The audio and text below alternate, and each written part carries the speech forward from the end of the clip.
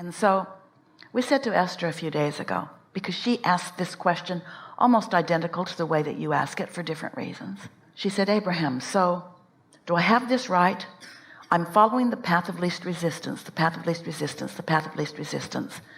And Abraham, oh Abraham, she was begging us at first and then shouting at us a little later. Please tell me that if I am doing my best to find the path of least resistance, it will lead me to a place of no resistance. What do you think? Seems logical, doesn't it? I'm on a path of least resistance, so I'm choosing a little less and a little less and a little less and a little less and a little less and a little less and a little less and a little less. So shouldn't I eventually get to a place of no resistance? It's logical, isn't it? But here's the rub. You don't have that much time. Here's the rub. Every time you think about that resistant thought of which you are trying to find less resistance, your resistance is still active as you're reaching for less resistance. So you can soothe yourself and you can keep yourself from acting like a maniac or a mean person or a fool. You can count to 10 and do a better job in this moment. And we really recommend reaching for the best feeling thought we do, because we recommend that you do anything that can bring a little soothing to you. But really, the way that you find no resistance is by having no resistance while you tune in the direction of no resistance, which means focus there after meditating, focus there when you're feeling your best, because law of attraction is amplifying wherever you are. So think about this. If you're in no resistance and you care about this stuff, so you want to have glimpses of what no resistance means. So you're milking a no resistance state. So when you find yourself in utter appreciation, you are deliberately focusing there in utter appreciation with the intent of maintaining that vibration longer so that the momentum can move in that direction. You sort of getting what we mean? Imagine that you're standing here and there is this upward energy that is resistance free. And then there's this other spiral that's kind of like a tailspin. Esther sat to write with us the other day. She said, Abraham, I really want to talk to you about this. And she typed what she wanted to talk about. And we said to her, we love you so much. You are in a tailspin. Go to bed. Because we knew she did not have enough time to talk herself out of that tailspin. How you doing? Just settling in a little bit? Everything that we've ever told you is still valid. We're just telling you something bigger than you have known before, because you're asking in a stronger way.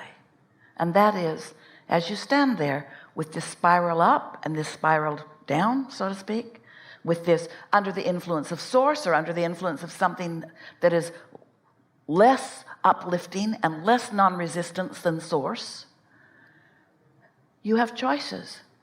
But if you are resistant in nature, the law of attraction will not let you step over here into this updraft, even if you want to. You've got to get out ahead of it, yes? You've got to get ready to be ready. And so, what do you do in a practical sense? We're not talking about dealing with the work that you have to do and trying to make it better. We're talking about daydreaming about your own practice. We're talking about daydreaming about your own life experience and your own choices. We're talking about being so selectively sifting in what you daydream about that you tap into that updraft on a regular basis. We're not asking you to take all the stuff that doesn't feel good and drag it over into the updraft so it'll go up. Don't take reality and try to improve it. Step into that dream state where there is no resistance. Does that make sense to you? When you step into a place where there is no resistance, you taste the energy, you taste the experience. It updates all of your emotional awareness, and it helps you accomplish these things. First of all, it makes you more determined that you're going to do more of that. And this is the part that we want you to hear more than all other things put together that you've ever heard from us, ever. We want you to stop beating up on yourself when you're in negative emotion. We said to Esther, we love you so much, go to bed. We didn't say you're damned forever. We didn't say there is no hope for you. It was like, this isn't a good time. The law of attraction is not your friend right now. Do what you can to stop the direction of your thought, which means you got to silence your thought. Now, if you're really good at meditating, you could slip into a meditating mode. You don't have to go to bed. It was late. It was already way past your bedtime. You could sit and you could quiet your mind. And when you quiet your mind, you will catch that updraft. But the fact that you now know that it exists, now when you catch that updraft, when you get into vibrational alignment with who you really are, when you find your place in that non-resistant thought where your mind is still, and then things start to flow through your mind, those things are non-resistant in nature. But you know what they might be about? Fly fishing. They might be about having sex. They might be about pleasurable things that are not related to the work that you're trying to improve. Yeah, they're not related to the work that you're trying to improve, because when you focus upon the work that you're trying to improve, the momentum is already such that you can't do anything about it. Esther and friends were at dinner last night and on a lower deck so that they could see what was happening on the surface of the water. And Esther's been on so many of these ships. She loves it every time. And she especially loves new experiences every time. Lots of dolphins. Have you been seeing them? Oh. Whales. Oh. So Esther is kind of facing the window as she's talking with her friends. And the small boat that switches the pilots, or a special pilot gets on board to leave a harbor and then doesn't stay on. And so they bring the specialists for the right moments in time. So here was that little boat coming to get him. And Esther saw it out there coming toward the ship. And it said pilot on it. And then she saw it sort of fall back. And she thought, I thought the pilot was up there, not back there. She didn't say anything. She just wondered. And then she thought, maybe I missed what he was really there for, and maybe it's already happened. And then all of a sudden, that boat came with such speed and force up along the side of the ship. And then in a few very short period of time, off it went, and she could see that the pilot was on board, and off they went. And she knew for sure that that little boat had to get up to speed. Not just up to speed, it had to accomplish its momentum that could supersede the momentum of the ship. You see what we're getting at? This ship has already got a lot going on. And so it had to be ready. It had to be up to it. And that's sort of what we're talking about here. This is the way you ready yourself for the currents of the world. You tap in, you get your speed going, and then things that used to bother you don't bother you because they are insignificant in comparison with the power of the energy that you've got flowing through you. Yes? So now what? So it feels like I'm this close to having a life better than almost anybody that I know. And it feels like I just give yourself permission, right? Yes, and you do it in these ways. You do it by, when you're in step one, acknowledging step one is a good thing. In fact, it's what I came for. So stop beating up on yourself when you're in step one. And milk it when you're in step three. Just be so happy. You know the steps? Step one is contrast causes you to know what you don't want and know what you do want. Asking is step one. Step two is when you ask, it is given. Someone should write a book. When you ask, source becomes vibrationally equivalent with what you've asked for. It's done.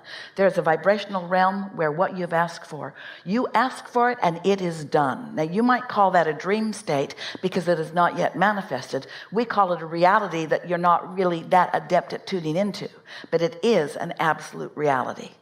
So step two is the vibrational reality is formed. Your request is answered. And step three is you find yourself in a non-resistant moment where you can receive inspiration and impulses and pleasurable thoughts that are about that.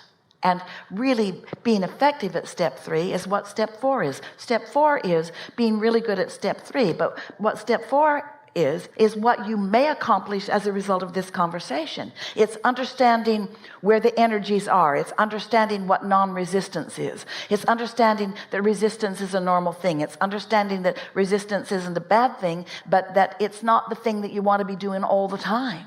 Step 4 is being so good at knowing what your negative emotion means and then finding more opportunity to get out ahead of it. But step 4, which is mastery of alignment, it really is not about moving up the emotional scale in the sense that I'm just going to find a better feeling thought and a better feeling thought and a better feeling thought. What step 4 is understanding that there is a realm where no resistance exists, where your inner being is, and that your inner being is focused upon everything that you want and has that momentum really going well. And step 4 is you learning the tools that get you up to speed with that.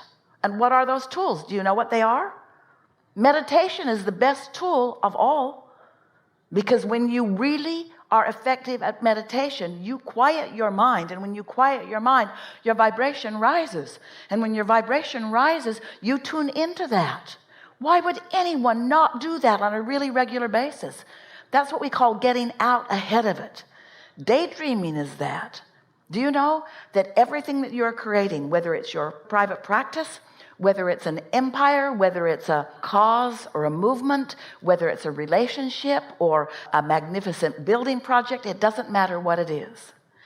Everything that you are creating like that is more than 99% completed before you take the first board and the first nail to build the first structure, or before you get your first employee to assist you with the first thing. Most of the work is done in this vibrational realm. And when you know that, when you know how much you've accomplished, so what we're saying is most of it's done already here, and then all you want to do is get up to speed so that you can witness the birth of it. The birth of this part of it, and the birth of this part of it, and the birth of this part of it, and the birth of this part of it.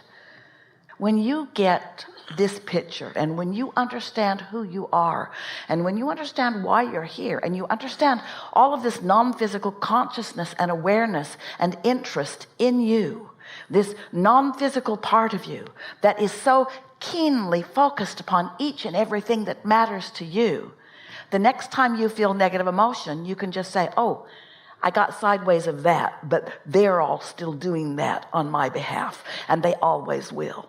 They're not going to hold me hostage. No one is saying, we're tired of holding your place. Get with it or get off. No one's saying that, because you have created something so pleasurable for non-physical to focus upon. And when you tap into it too and feel the power of it too, then you teach through the clarity of your example. And then what happens? Really a wonderful thing happens, because we're not showing you how to create situations that you will always love. This isn't a conversation about this is how you get your practice going, and this is how then you never again have to ever do any of those things that you think you don't want to do. That's not what this conversation is. This conversation is when you come into your true power, you never feel bad about those things that you used to think you shouldn't have to do or that you didn't want to do, because you're looking at it through different eyes. It isn't the action or the behavior or even the human response to it that's bothering you. It's your departure from your true point of view. Because the more engaged and involved and connected to the true source that is you, that you are, the better you get at that, and therefore the more often those glimpses are your life experience, then the more enjoyment you're going to take from everything, because then you won't be in a situation where you're experiencing what you have decided is a loss of control. You won't be feeling it's a loss of control. You'll be seeing it as data. You'll be seeing it as an opportunity to collect. You'll be seeing it as a decision-making process for you. You'll realize that you are always in control, that it was always a misconception on your part that you were ever not in control, because you were giving your power over to somebody who doesn't have the ability to take control over you in any meaningful way. Did that make sense to you? Something else? I think that too. Thank you. Best conversation ever. Thank you. Yep.